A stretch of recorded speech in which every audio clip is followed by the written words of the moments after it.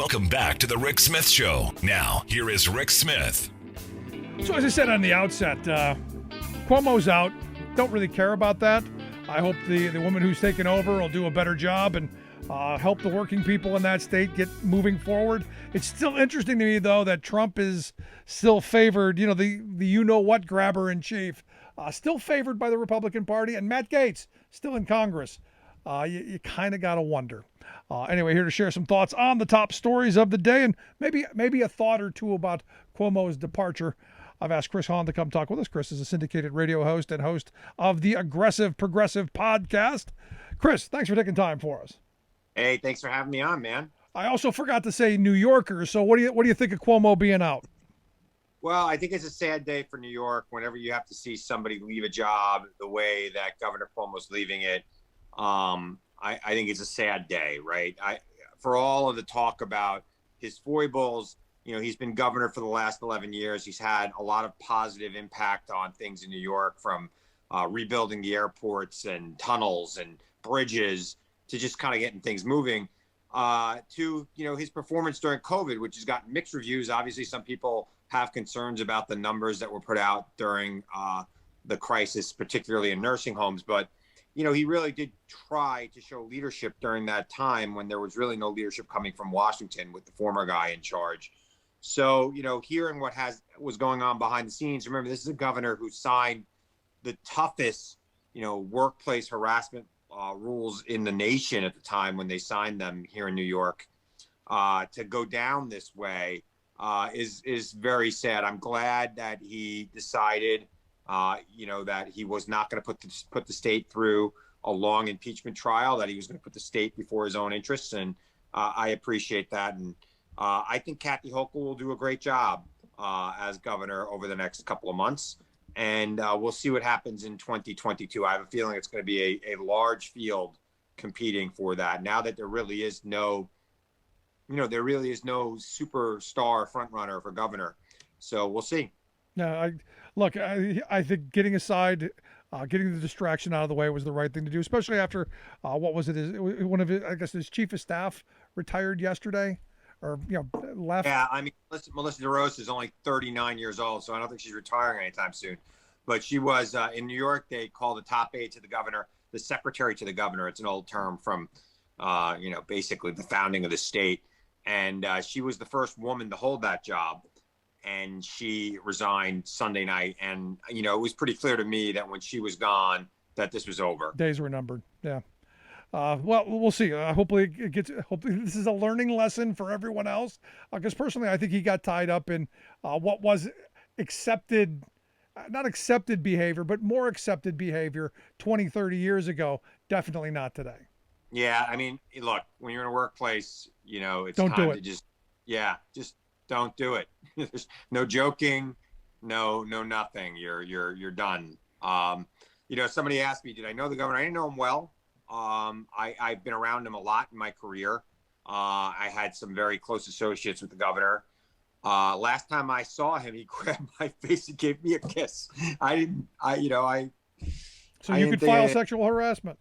No, I mean, look, I grew up in an Italian family too. I get it, but that's just not the way you behave in the workplace these days. The key there these days, you don't get away with it. No. I wanted to get your thoughts on the other big news of the day. The Senate finally did its job. We've got a bipartisan infrastructure bill. I'm not sure it'll make it through the House. I'm still a little worried, but I'm curious your thoughts. I mean, this is kind of a big deal. It is a big effing deal, and I know we're live, so I'll use the effing instead of the actual. It's a big deal, and it will get through the House, I believe, for sure. I also believe that the reconciliation bill will get through the Senate. It might not be what everybody wants, but it'll be big. It'll be huge. It'll be the biggest bill of its kind to ever pass the United States Senate, and it will happen this fall. And it will be passed, and it will be signed by President Biden. And I don't begrudge anybody on the left or the right for trying to get what they want in the bill, particularly within the Democratic Party. I do begrudge Republicans for just saying no way, no how, no bother, especially since they were all on board with passing trillions of dollars of money that basically went to banks during the COVID crisis when the former guy was president and when they were in charge. I truly want to see the infrastructure bill passed, and I want to see the human, let's call it human capital bill passed, because quite frankly, the working men and women in this country have been taking it on the chin for too long. And President Biden has done a lot through the reconciliation bills that have already passed for working class Americans, particularly the child tax credit. We need to make that permanent. And I know that everybody on the Democratic side in the Senate wants to see that happen. I know they want to see that happen in the House. And there are a lot of other good things that could happen in that bill. So let's make it happen for America. No, I'm with you. But you're a guy who's been around a long time. You know how the game's played. There's a lot of chirping in the House that if they don't get everything they want, they're gonna crash the bipartisan deal. You don't think that's gonna happen? No, I think it's great that the progressive members of the House are staking out a tough position. You can't, I've said this before. I say it a lot on Fox. For too long in this country, the center has been defined by what Republicans say the center is. And that center in my opinion, has been right. It has not been the center. It has been to the right, center right, maybe even moderately far right, the center. I want progressives to say, we're not starting at the center in our negotiation. We're going to start on the far left. And if we meet you somewhere in the center, it'll be the most progressive thing we've done since Reagan was president in the 80s, because Reagan moved the bar. He moved the line. And Democrats have been playing by those rules for 35 years. And it's time they stop. And I really think it's great that people like AOC and Bernie Sanders and Elizabeth Warren have moved the center back to the center by staking out positions on the left. And I think they know what they're doing. I think they know they're not going to get everything they want, but they're not willing to start and play this game that Washington's been playing for too long, that this, well, wait, you can't even propose anything that might be too far left? No. This, we're supposed to make bills and make compromises. And if you start if your first offer is where you want to end, you ain't getting what you want at all. Yep. No, I say it all the time. If your starting position is what you'll accept, you've already lost. And this is I'm glad you said this, because it's what I've been hoping. I've been hoping these are negotiations. As someone who's done union negotiations in the past, you put everything on the table and you start moving things around. And maybe we get something, as you said, it's going to be the most progressive bill possible, because look, I think Biden and the Democrats need that next year going into the election year. I do too. And I think the Democrats know they need that too. And quite frankly, some of the Republicans who voted for this infrastructure plan today, they needed it, because they can't be seen simply as obstructionists going into 2022 and 2024.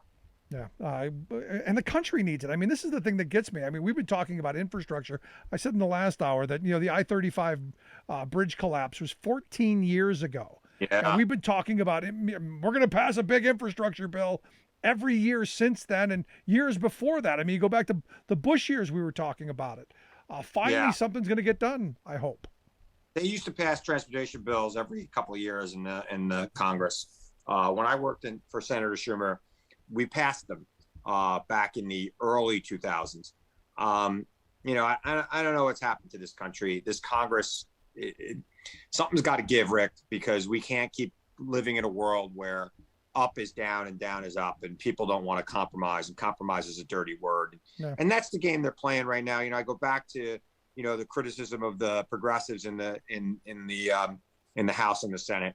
The game they're playing is, well, you're not even allowed to dream big. You're not even allowed to propose anything big. Start in the middle, and then we'll cut that down some more, and it'll be a center-right bill, like everything else that's passed for the last 40 years, because we haven't played the game right. But I'm glad that the game is being played right. And this transportation bill is very progressive, too. The last reconciliation bill was the most progressive bill that ever passed, and the next one's going to be even bigger. No, I'm looking forward to it. I did want to get your thoughts on over the weekend. Jeffrey Rosen, the former acting attorney general, testified for what was, I guess, 7 hours. We don't know exactly what was said in there, but according to Dick Durbin, it was 7 hours. So something had to come out of it. I wanted to get your thoughts.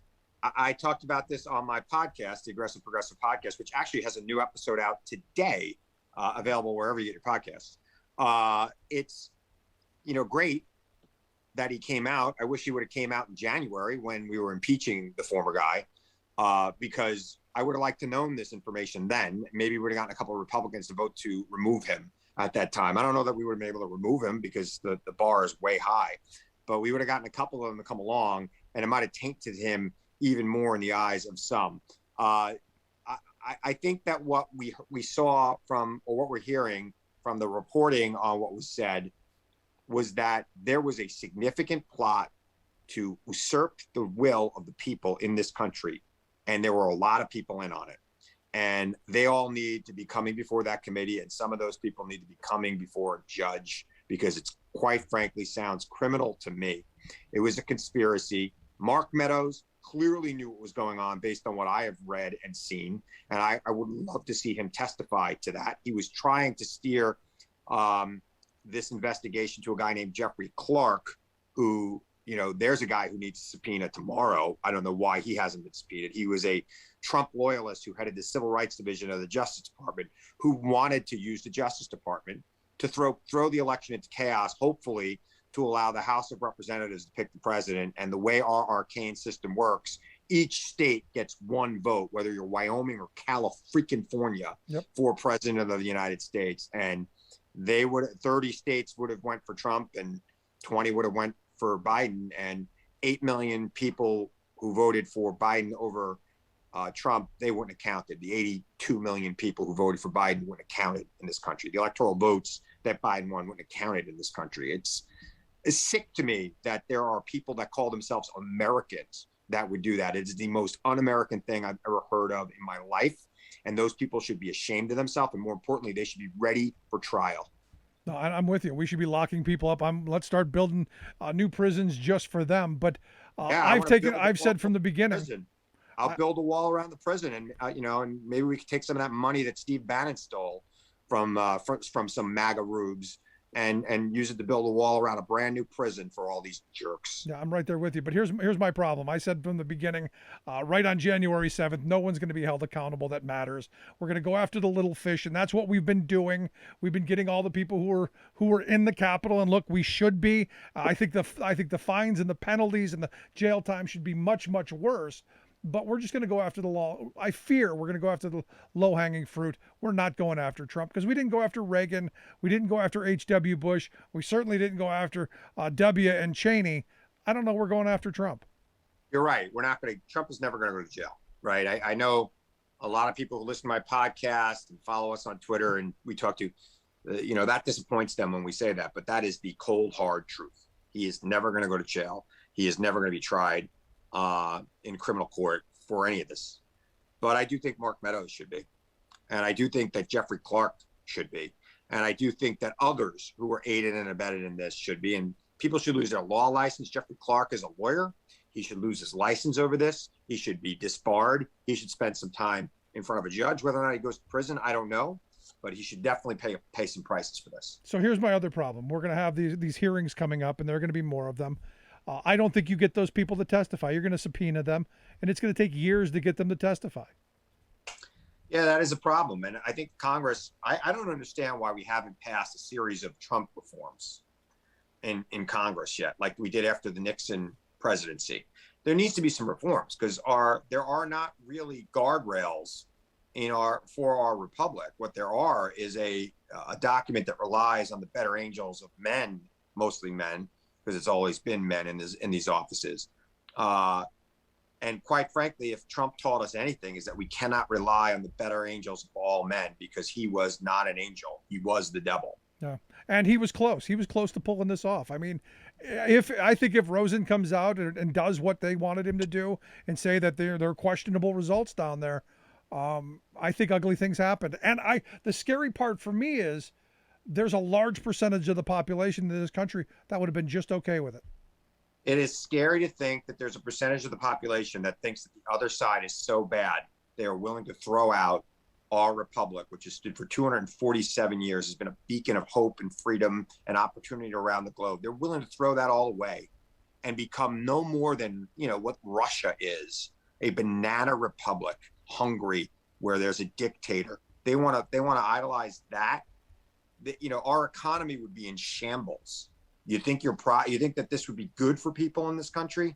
It would mean that people would not want to invest in this country. You would start to see major crises in this nation had we gone down that road. Yeah, I said, I'm amazed that our institutions held, but barely, and I think only because of the generals. The generals and the better angels of a few nameless, faceless bureaucrats like Jeffrey Rosen, like the Secretary of State of Georgia, like that guy in Michigan whose name we will never remember, who voted to uphold the election results. The nameless, faceless bureaucrats who did the right thing, and really by the skin of our teeth. Yeah.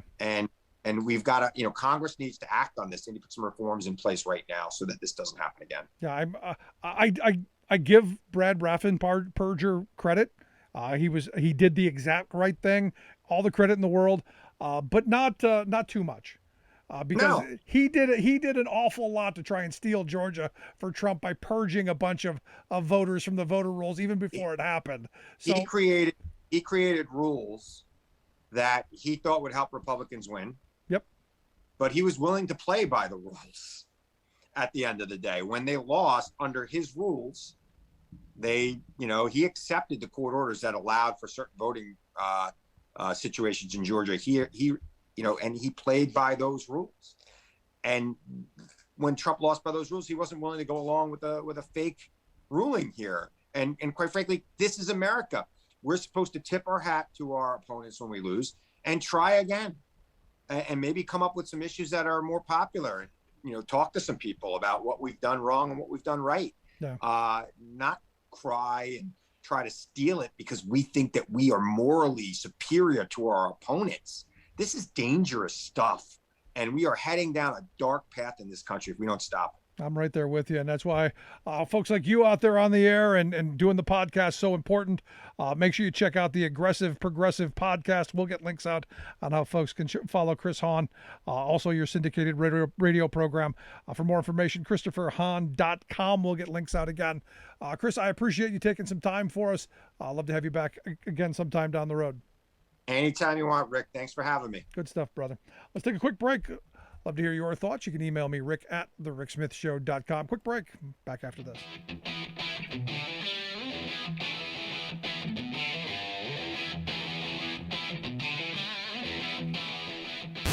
Saving work in America, one show at a time. The Rick Smith Show.